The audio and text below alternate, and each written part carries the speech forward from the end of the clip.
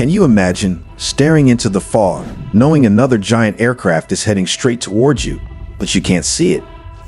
What if, in the next 3 seconds, hundreds of lives vanish into fire, smoke, and silence?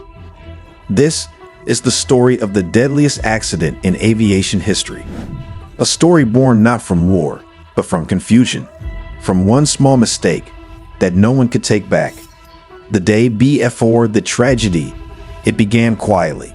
March 26, 1977, a calm day over the Atlantic.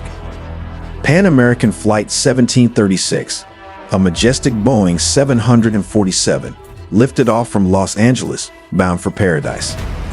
It would stop briefly in New York, then continue toward its final destination, Las Palmas, a sunlit city in the Canary Islands. On board were nearly 400 passengers, mostly elderly tourists, smiling, excited, dreaming of one final adventure before life's sunsets dimmed. Their laughter filled the cabin. The air smelled of coffee and jet fuel. Captain Victor Grubbs, First Officer Robert Bragg, and Flight Engineer George Vaughan watched the ocean from above, unaware they were heading toward a date with destiny. But far away at Amsterdam Airport, another Boeing 747, KLM Flight 4805, prepared for takeoff to the same destination. Captain Jacob Van Zanten, one of KLM's most respected pilots, sat confidently at the controls. His calm voice filled the cockpit as passengers settled in. 2 planes, 2 crews, 2 paths slowly, unknowingly aligning toward disaster. The Boeing they changed everything. At Las Palmas Airport, a quiet afternoon shattered when 2 men left a small suitcase outside a flower shop. They walked away. 15 minutes later, the phone rang in the terminal office. A calm voice said, "There is a bomb. You have 15 minutes." The explosion tore through the terminal roof. Screams echoed across the airport. Flights were halted, runways closed. Las Palmas Airport, now a crime scene. All incoming flights were diverted to a smaller airport nearby, Los Rodeos Airport on Tenerife Island. No one knew that this single redirection would soon cause the largest loss of life in aviation history. A small airport filled with giants. At 1:38 p.m., KLM Flight 4805 landed safely at Tenerife. The runway shimmered under light fog. The small airport wasn't built for this chaos. Only one runway, one taxiway, and a cramped parking area. As more flights arrived, the apron filled to bursting with massive Boeing 747s lined up wing to wing. Minutes later, Pan Am 1736 also touched down. Both flights, the same model aircraft, now shared one overcrowded airfield, waiting for Las Palmas to reopen. Passengers disembarked, stretching their legs, unaware how close they stood to their fate. Children laughed near the terminal fence. Couples took photos in the sunlight. Meanwhile, inside the KLM cockpit, Captain Van Zanten made a decision that would change everything. He ordered the plane to refuel completely, so that once Las Palmas reopened, they could take off immediately, saving time later. It seemed smart, efficient, but the refueling blocked the only taxiway, trapping the Pan Am jet behind it.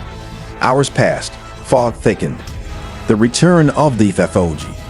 By the time refueling ended, Las Palmas had reopened. Both crews began preparations for departure, but visibility was fading fast.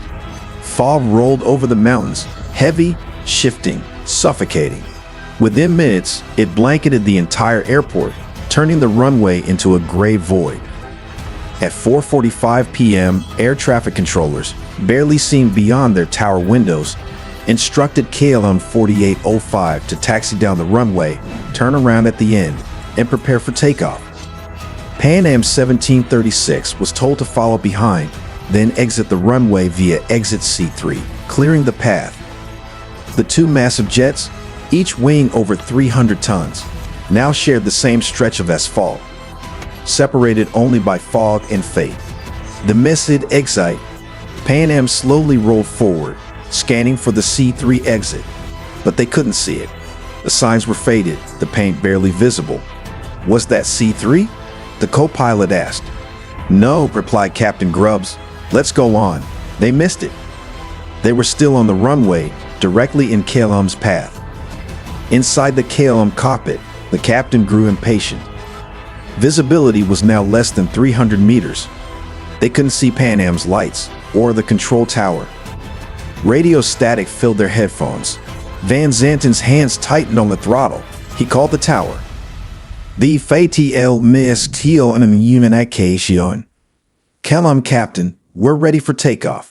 Tower, stand by for takeoff. I will call you. But Van Zanten misunderstood. He heard only part of the message, the words that seemed to confirm clearance. A simultaneous radio call from Pan Am saying we're still on the runway distorted the transmission. Overlapping signals turned into crackling noise. KLM captain, we're at takeoff. Tower, okay. That one word sealed it. Okay. Not permission, just acknowledgement. But it was all he needed. The last detail in these. Van Zanten pushed the thrust levers forward. Engine screamed. The plane accelerated into the fog. Inside Pan Am 1736, the pilots suddenly saw two bright headlights rushing toward them.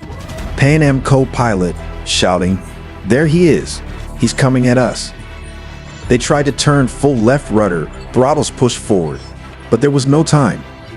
KLM flight engineer, wait, is he still on the runway? Captain Van Zanten, oh yes. A second later, the KLM's nose lifted, but too late. Its undercarriage struck the Pan Am jet's upper fuselage, ripping it open like paper. KLM 4805 slammed back to the ground and exploded, its full fuel tanks turning into an inferno that devoured everything. Pan Am's front cabin burst into flames. Passengers screamed, trapped between burning seats and falling debris. The air turned black with smoke and fire. The aftermath of hell. The sound could be heard across the mountains, but inside the fog, no one could see the flames. The control tower, unaware of what had happened, called out into static. KLM 4805, report when airborne. No answer. Pan Am 1736, report clear of the runway. Silence. It took several minutes before another crew parked on the apron saw the orange glow and reported. There's been an explosion on the runway. Rescue teams rushed into the mist, but what they found was unimaginable. Twisted steel, melted wings. The smell of burning fuel and flesh filled the air. Every single soul aboard KLM 4805, 248 people, perished instantly. On Pan Am 1736, chaos reigned. Some passengers, burned, bleeding, clawed at the wreckage to escape. A hole torn in the roof became their only hope. 61 people jumped from 20 feet high into burning grass, saving themselves as fire swallowed everything behind them. 583 lives were lost in seconds. Investigation and regret. When investigators recovered the cockpit voice recorders, they uncovered the truth, the confusion, the impatience, and the static that hid one final chance to stop it all. The KLM flight engineer had questioned the takeoff moments before death. He said, "Is he not clear, that Pan Am?" And Captain Van Zanten replied, "Oh yes." Then the sound of engines drowning out the last words. The chain of tragedy was painfully clear. The bomb at Las Palmas, the diversion to Tenerife, the refueling that blocked the taxiway, the fog that blinded them all, the misheard radio message. Each small link leading to catastrophe. KLM was found primarily at fault for taking off without clearance, but no one could ignore the systemic flaws: poor airport signage, missing radar, and overlapping radio signals. The Tenerife disaster forever changed aviation. Runway markings were standardized. Airport radar became mandatory, and the way pilots communicate with air traffic control now uses precise, unambiguous phrasing that leaves no room for deadly misunderstandings. The final moment says, a haunting legacy. Today, the old Los Rodeos airport still operates, now called Tenerife North. A new airport, Tenerife South, stands at lower altitude where fog is rare. But on certain nights, when clouds descend, locals swear they can still hear the faint sound of engines in the mist. And sometimes, when visibility drops too low, pilots whisper over the radio, "Remember Tenerife. 583 souls. 583 stories, gone in seconds." But from their loss came lessons that protect millions today. If there's one thing this tragedy teaches us, it's that even the smallest misunderstanding can change the world forever.